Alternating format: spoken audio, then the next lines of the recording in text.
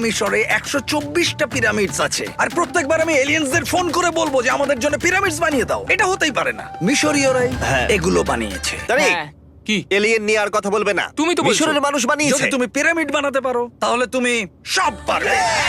চলো চলো। আর সবকিছু বলতে ও হয়তো বলতে চাইছিল একটা বিশাল অর্ধেক মানুষ অর্ধেক সিংহের সৌধ, যেটার ভিতরে অনেক গোপনীয়তা লুকিয়ে আছে। আমরা এখন স্ফিংসের সামনে ডক্টর জাহির সাথে, যিনি এখানে সবকিছু ডিসকভার করেছেন। আমি অনলাইনে পড়েছিলাম স্ফিংসের নিচে একটা মন্দির আছে পুরো সোনা দিয়ে ভর্তি, আর আমরা সেটা খুঁজে বার করব। কে সঠিক বলো, ডক্টর জাহি নাকি ইন্টারনেটের আজেবাজি থিওরি? ঠিক আছে জিমি, হ্যাঁ বলুন। একটু ধরো।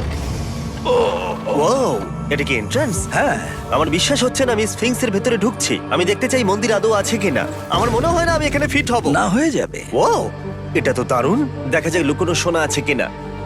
জাহি, আমি দেখতে পাচ্ছি একটা ফাঁকা গর্ত। আমি চাই এক্ষুনি তুমি একটা স্টেটমেন্ট দাও। আহ, আমি স্টেটমেন্ট চাই। ঠিক আছে জাহি, স্ফিংসের ভেতরে কিচ্ছু নেই। জিমি, তুমি ইতিহাস গড়তে চলেছো। ইতিহাসে নাম লেখানোর চেয়ে ভালো ভবিষ্যতের জন্য কোনো বার্তা রেখে যাওয়া। তোমার কি মনে হয় এখানে পেপারটা কতদিন ঠিক থাকবে? হাজার হাজার বছর। সত্যি? আমরা এটা মাটিতে পুঁতে দেবো। এই লেটারটার সাথে গোল্ড সোয়ার্মও রাখা যাবে? অবশ্যই। এটার মূল্য $10,000। সত্যি, এটা ভবিষ্যতের জন্য। ও, ইন্টারনেটের থিওরি তাহলে ঠিক প্রমাণিত হলো, কারণ স্ফিংসের ভেতরে এখন তো সোনা রাখা আছে। এর জন্য রেয়ার সোয়ামকে ধন্যবাদ জানিও। সবাইকে বলছি, আশা করবো তোমরা কেউ এটাকে চুরি করবে না। আমি তখন অবাক হয়ে ভাবছিলাম যে বাকিরা এখন কি করছে। তারপর আমি ওপর থেকে এই সাউন্ডটা শুনতে পেলাম। জাহি, তুমি কি হেলিকপ্টারের সাউন্ড পাচ্ছ? আমার বিশ্বাস হচ্ছে না আমরা এটা করছি। কোনোভাবে ছেলেরা মিশরের মিলিটারি গভর্নমেন্টকে রাজি করিয়েছিল যাতে ওরা হেলিকপ্টারে ঘুরতে পারে, যখন আমি আর জাহি স্ফিংস এক্সপ্লোর করছি। আজকের দিনটা দুর্দান্ত। কিন্তু এই অভিযানের সব থেকে আকর্ষণীয় মুহূর্তটা এখনো বাকি ছিল। যখন তুমি আমাদের গ্রেট পিরামিডের টপে নিয়ে যাবে, তখন তুমি ক্যামেরার সামনে এমন কিছু দেখাবে যা আগে দেখা যায়নি। অসাধারণ কিছু কোনো জিনিস। স্পয়লার নয়, এই ভিডিওটা যত এগোচ্ছে ততই ভালো হয়ে যাচ্ছে। আর আমরা পিরামিডের টপে যাওয়ার আগে আমরা ভাবলাম আরো কিছু গোপন রহস্য জানা যাক। এমন জায়গায় যাওয়া যাক যেখানে আগে কেউ কখনো যায়নি। রামি, আমরা কোথায় আছি? আমরা এখন টুম অফ এমেরিতে আছি। এটা এমন একটা জায়গা যেখানে সম্পূর্ণভাবে মানুষের যাওয়া আইনত নিষিদ্ধ। সেই জন্যই আমরা এখানে যাব। ভেতরে যাওয়ার আগে একটা খুব গুরুত্বপূর্ণ কথা বলে রাখি, হ্যাঁ। কেউ দেওয়ালে হাত দেবে না। তুমি শুনেছো নোলান? এই, হ্যাঁ, নোলান, একদম বুঝে তোমাকে গেছি। ভেতরে যেতে হবে না, তুমি বাইরে থাকো। তুমি- হ্যাঁ, ঠিক আছে, আমি দেয়ালে টাচ করব না। Finger food? তুমি wall toucher? কি বলছো? ওয়াল টাচার? এই বাটার ফিঙ্গারস ও তৈরি? হ্যাঁ, আমি ভেবেছিলাম সব দেখে ফেলেছি, কিন্তু এখানে ঢুকে যা দেখলাম সেটার জন্য আমি একেবারেই প্রস্তুত ছিলাম না। ও, সবাই ভেতরে চলে এসো।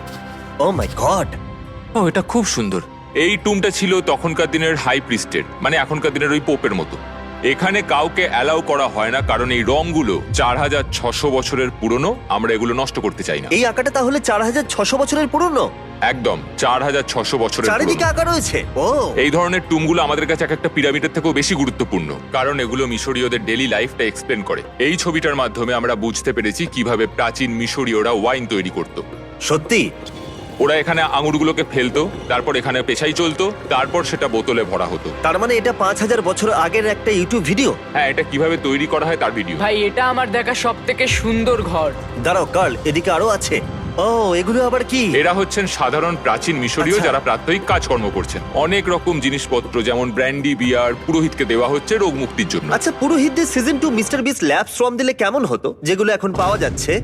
আমার মনে হয় ওদের সত্যিই খুব ভালো লাগতো। মিস্টার বিস ল্যাব শ্রম সিজন 2 এর গুঞ্জনের মতো মিশরে আমাদের চতুর্থ দিন সবেমাত্র শুরু হয়েছিল। আমরা আজকে শ্রমিকদের সমাধি দিয়ে শুরু করব, আর একটা খনন কাজও করব। আজকের দিনটা দারুণ হবে। চলো একটু মজা করা যাক। এই মুহূর্তটাকে আর একটু ভালো করতে ফেস্টিভ্যাল চকলেট খাওয়া যাক। ও দাঁড়াও, সবার জন্য এনেছো? হ্যাঁ, তোমরা পিরামিডের দিকে তাকাও। হ্যাঁ ভাই, পিরামিড দেখতে দেখতে ফেস্টিভ্যাল খাওয়ার মজাটাই আলাদা। আর যেহেতু মাত্র 22 ঘন্টা বাকি আছে, তাই ক্যামেলের থেকে আরেকটু দ্রুত কিছুর কথা আমি ভাবলাম। ঠিক আছে জিমি, তৈরি? হ্যাঁ, তৈরি। চলো, খুব ভালো লাগছে। এটা দারুণ। এটাতে খুব মজা হচ্ছে। চলো যাওয়া যাক। পিরামিড দেখতে দেখতে পাগল হয়ে গেছি আমরা। আমরা কেন ক্যামেল রাইড করছিলাম? আমার মনে হচ্ছে আমি এখন ইন্ডিয়ানা জোনস। আমরা এখন শ্রমিকদের সমাধিতে চলে এসেছি। চলো দেখা যাক কি খুঁজে পাওয়া যায়। আর শ্রমিকদের সমাধি ঘুরিয়ে দেখাবার জন্য আমরা আরেকবার ডক্টর জাহিকে নিয়ে এলাম। এগুলো যারা পিরামিড বানিয়েছে তাদের সমাধি। জাহির মত অনুযায়ী এখানে যারা পিরামিড তৈরি করেছে তাদের সমাধিস্থ করা হয়েছে প্রায় 4600 বছর